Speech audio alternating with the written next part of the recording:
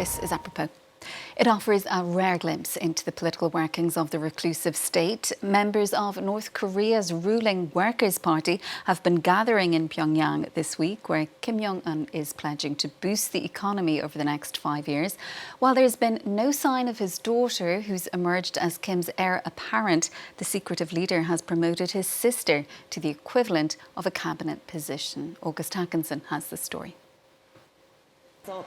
Ahead of the party congress in Pyongyang, Kim Jong Un unveiled a battery of massive nuclear-capable rocket launchers.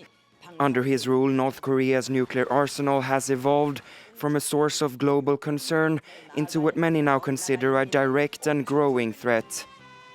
Days later, in a move that surprised no one, Kim was re-elected General Secretary of the Workers' Party. He has built the revolutionary armed forces capable of coping with any threat of aggression on their own initiative and fully prepared for any form of war.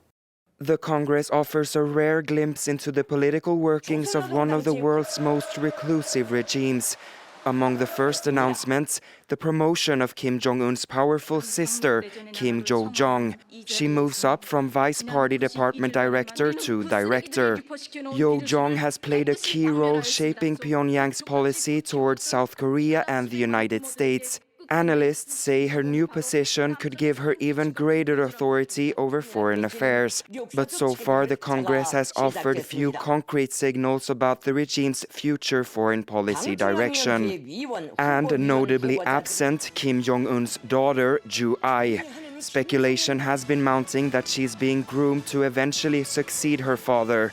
According to media reports, she has already been given a senior leadership role in North Korea's missile administration. If confirmed, the move would place Ju-ai, who's believed to be 13 years old, at the heart of the country's strategic weapons command. With more, we're joined now by Ramon Pacheco Pardo, Professor of International Relations at King's College London. Thanks so much for being with us on the programme, Ramon. Let's start with Kim Ju-ai. She's the only known child of the North Korean leader. She's believed to be 13. She's been increasingly appearing alongside her father at various high-profile events. And as we heard in that report, it seems she's been given a particularly high-profile position. What more do we know about her? Well, we know that she has been making a number of public appearances in recent years. And not only that, many of her appearances have been related to North Korea's nuclear weapons and ballistic missile programs.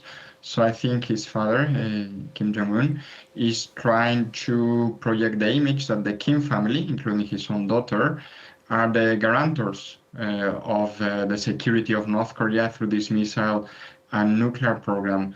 We also believe that she has two siblings, but this is not confirmed, potentially two brothers, but as I said, this is not confirmed.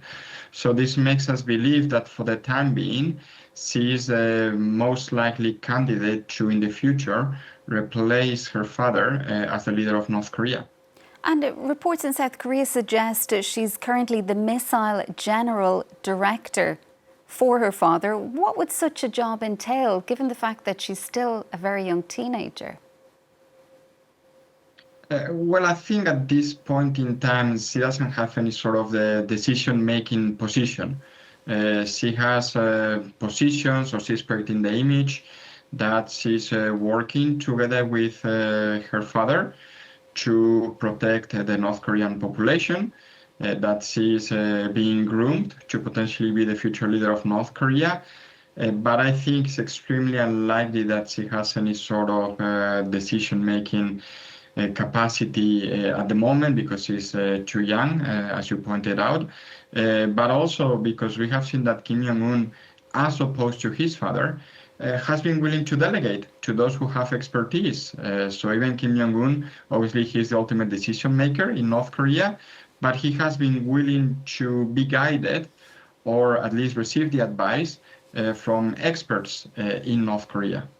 And what do you make of the fact that Kim Ju-ai doesn't appear to have made an appearance at the ruling party's Congress this week? Does visibility equal succession when it comes to the North Korean leadership? It does, but not necessarily during this party congress, especially because Kim Jong-un is still a minor.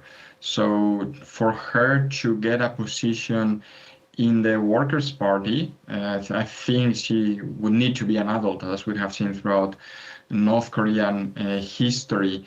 So I think that this particular Workers' Party meeting that we are having at the moment is very much focused on domestic politics. It's very much focused on the state of the economy, the new members of the party that are being appointed to positions of power, including Kim Jong Un's sister. So that doesn't necessarily mean that his daughter has less power than she had, let's say, a week ago.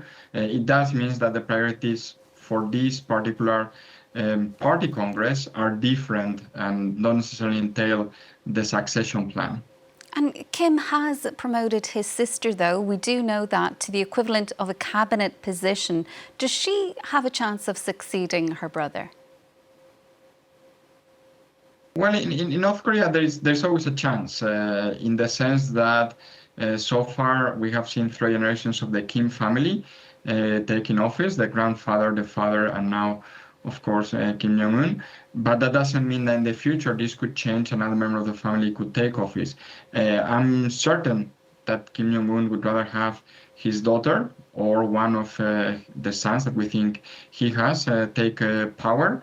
But I do think that Kim Jong-un, the sister of Kim Jong-un, she probably thinks that she has a shot at being the future leader of North Korea. So this could potentially happen, especially we should consider that we have very limited information about how the leadership system works in North Korea. This is not a transparent system by any state of the imagination. So potentially this could happen, yes. And as for the Congress itself, what have we learned there in terms of what Kim's priorities are going to be for the next 5 years? So far, the focus has been on the economy, which I think makes sense because if we look at the previous party Congress 5 years ago, it was right after the COVID-19 pandemic, and the economic situation in North Korea was very poor. So I think it makes sense for Kim Jong-un to actually focus on the improvement in the economic situation of North Korea over the past 5 years. But also we have seen how he's focusing, I think, implicitly on the geopolitical position of North Korea, which is better today than it was 5 years ago because of the support that it is receiving from Russia, especially, but also the support that North Korea is receiving from China. So far, this have been the 2 priorities. But as I said, I think it makes sense because these congresses, they tend to focus more on domestic affairs, not necessarily on the nuclear program, for example, or foreign affairs.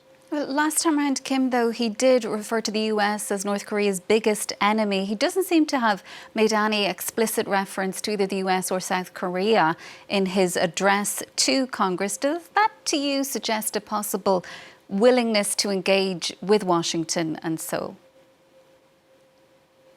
I think that at the very least, Kim Jong-un is willing to entertain this option. He has a very strong relationship with Vladimir Putin at the moment, the Russian leader, but we know that North Korea traditionally has not fully trusted Russia or China. So from a North Korean perspective, it makes sense to try to diversify diplomatic relations, and this obviously could involve trying to improve relations with the Trump administration, with the US, but also with South Korea. So I do think that it is a possibility that over the next year or 2, we'll see some sort of rapprochement between North Korea and at the very least the US. But at the same time, we should also consider that as long as Russia's invasion of Ukraine continues, North Korea will continue to support Russia's invasion. And therefore, Kim Jong-un is going to be able to rely on Vladimir Putin to maintain his position in power, to receive economic benefits, technology transfers coming from Russia. And he's now entering his 15th year in power. Just how strong a position is he in compared to when he last convened the Congress? You mentioned that had come, of course, just after the COVID pandemic, and the economy was definitely not in a good position back then. Is it possible to know really how the economy is doing right now, given that it's so difficult to get verified information out of Pyongyang? Well, we do have hints that the economy is doing better. There are some diplomats in Pyongyang, including Western diplomats, for example, from Sweden or from Poland or Bulgaria, who are able to report that the economic situation, at least in Pyongyang, is getting better. We do have satellite imagery that shows that trade with China, trade with Russia has been increasing in recent years. And we also have a handful of North Korean refugees who have left the country more recently, and they report that the economic situation outside of Pyongyang, in the provinces of the country of North Korea, have actually improved. Also, North Korean media acknowledge that following the COVID-19 pandemic, the economic situation in North Korea and the country was not very good. And this is something that we have seen changing in recent months. The reporting about the North Korean economy has been more positive. Of course, we're talking about North Korean media. This is basically state propaganda. But we have seen how North Korea in the past has been willing to acknowledge that the economic situation was not doing well. Ramon, we'll have to leave it there for now. Thanks so much, though, for being with us on the programme this evening. That's Ramon Pacheco Pardo, Professor of International Relations at King's College London.